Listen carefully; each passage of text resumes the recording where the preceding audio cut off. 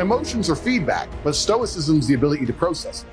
And that's what you need to be learn as a man. You're never going to be able to turn them off. You're going to feel them. You have to learn how to process them and turn them into a positive. It's energy. It's unlimited energy. I say this all the time. I say that the biggest periods of transformation in my life is when everything was going wrong. But when I make my biggest progress, when I really change who I am and change the world, that's when everything's fucked. When things go wrong, or I'm feeling things I don't want to feel, or bad things are happening, that's when I'm like, okay, I currently cannot sleep.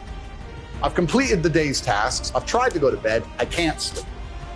More shit has to be done. That's when the amazing things happen in my life.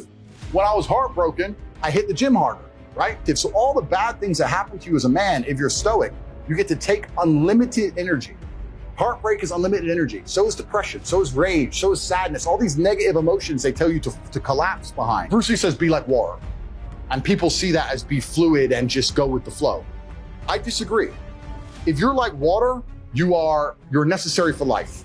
You are scary when you're enraged. You're powerful. You're beautiful when you're calm. You're so many things when you're like water, right? So if I'm enraged, it's like water behind a dam. You just got to put the dam in place, and you got to get the turbo, the hydroelectrics put in. Don't tsunami your life. Put the energy somewhere. And this is the most beautiful thing about it, because people message me all the time like, oh, but Tate, you don't know how sad I feel. No, incorrect. I know exactly how sad you feel. The difference is I used it. And you're sitting here still crying, some random guy on email for the fucking third month in a row. That's the difference between you and me, my friend.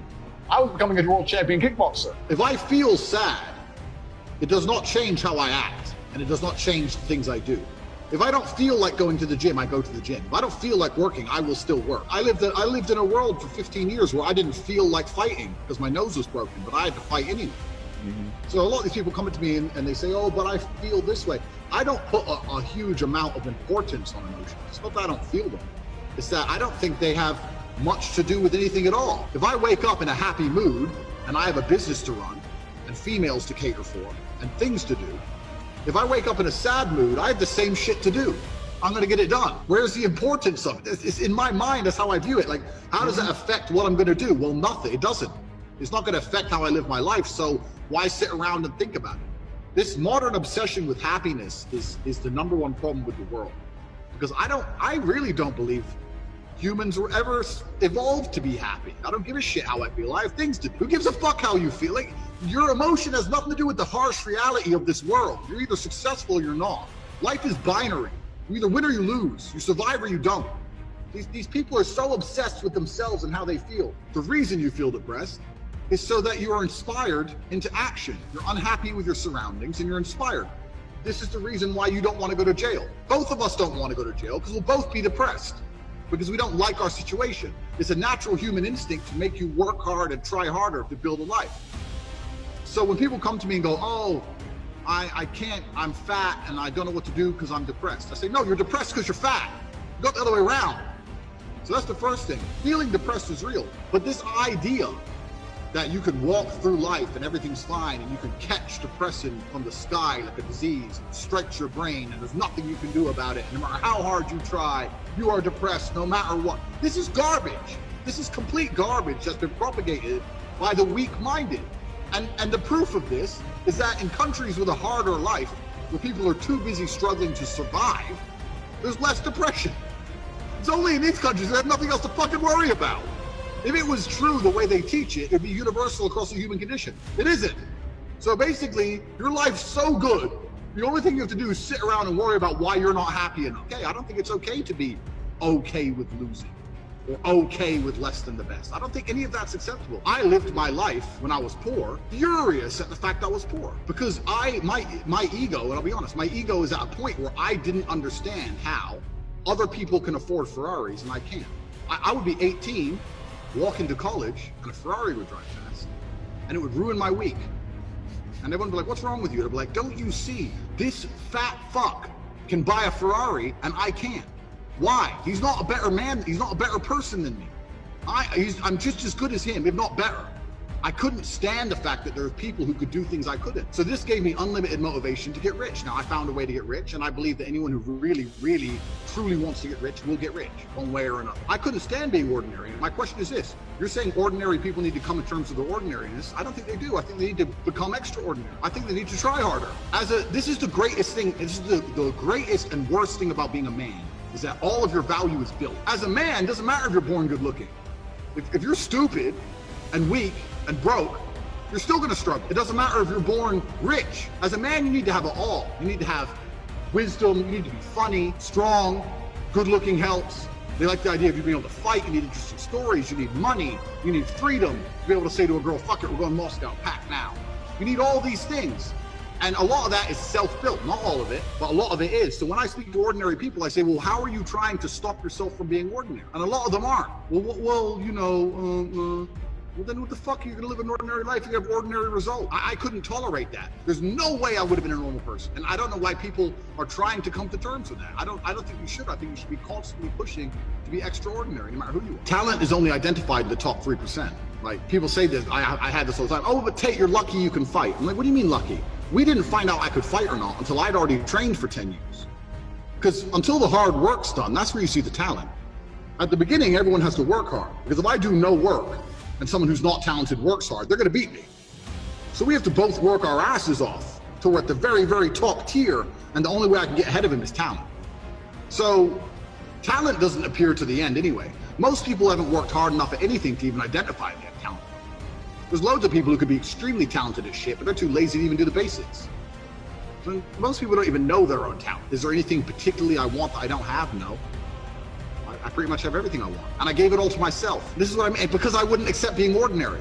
This is my point. This is my exact point. My life was ordinary, bro. My life was ordinary. My mom and dad split up. I'm in a homeless house. I'm in a shit school. Me and my brother and my mom and my sister were living in some homeless hostel. I didn't know how to fight. I had no money. I'm a normal skinny kid. And then I became kickboxing world champion, multimillionaire. That was all me.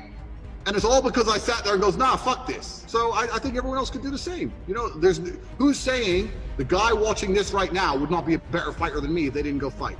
Maybe, but they don't try. They don't go. They're pussies. They're too afraid. They're too afraid to even go and fucking get punched, so they'll never know. And that's the life they want to live, because they'd rather be ordinary. I couldn't live ordinary, bro. I couldn't even do it. Couldn't even do it. I believe that all of my problems are going to be fixed by me. That no one else is going to wake up and give a fuck about my problems the way I'm going to give a fuck. Nobody else is going to be prepared to go through what it takes to fix them but me. If I'm in the ring getting an ass kicking, not my coach, not my corner, not my fans, no one's going to get me out of there alive but me. That is me. So I turn to myself. If I have a problem, I'll sit in silence on my own. I'll turn to Andrew fucking Tate and he'll get it done. So when you get the feedback, it's all about how you internalize that and how you process it, right? It's having stoicism's not feeling emotions. It's feeling the emotion and going, okay, why is this happening? How much does this really matter? What's the most intelligent move on the chessboard? In the game of chess, there's no luck. If you lose, no matter how well you play, if you lose, at some point you made a mistake. Even if it's the most minor mistake, you made a mistake. So you learn to understand that no matter what happens to you, if you lose a scenario, you made a mistake. Maybe it's a tiny one, maybe it was 2 years ago, whatever, but you made a mistake, and you learn absolute and utter accountability. And that mentality is extremely powerful to apply to all things in life. The position I'm in now as the most hated man in the world, although I agree and I truly believe it's unfair, I still take complete responsibility for. All of this is my fault, but the Bugatti on my drive is my fault, and the yacht is my fault, private jet's my fault. So it's all my fault. So I take the good with the bad. I take all responsibility for absolutely everything, including if a woman leaves me, if a woman stays, if I end up heartbroken, if I end up filled with rage, I take responsibility for that. If something happens to me that makes me enraged, I will take responsibility. Why has this happened to me? Why do I feel this way? How did I end up in this position? Is this healthy in this scenario? And sometimes it is. You're either a disciplined individual or you are not a disciplined individual. Everyone wants money put on their lap. If you truly wanted money, you wouldn't be able to sleep until you fucking had it. Yeah. And this is the point. So you're saying you go down a shit spiral, then you're not cut out to be rich, my friend. Get a job in Starbucks and piss off. Some people, because when I had nothing, I couldn't be distracted. You couldn't distract me from what I wanted. That's who I am. If I want something, I'm going to get it. So I don't know what more you want me to say. I do not need to be motivated. I'm a disciplined person. If I allocate X amount of time to work, I'm going to do it. One of the only things in this world you can control is your state of mind. You can't control the weather. You can't control other people. You can't even control your health. You might get a brain hemorrhage, or you might get hit by a bus, or you might get assassinated. One of the very few things in the world you have genuine control over is your state of mind. You decide if you're a disciplined person. You decide if you're a happy person. You decide if you're a depressed person. These are things that in real time you can affect in your brain. This is all you can control on Earth. If you can't control that, then you're just a feather in the wind. And life's gonna blow you around, and you might land somewhere good, you might land in dog shit, nobody knows.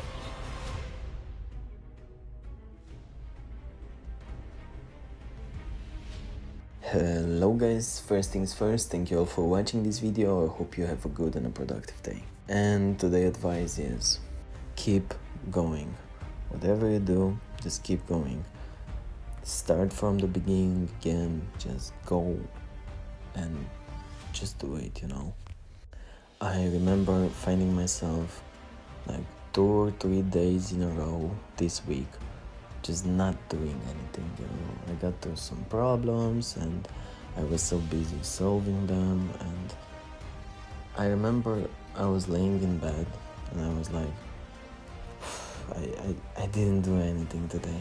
I didn't do anything productive today, and I felt so bad about it.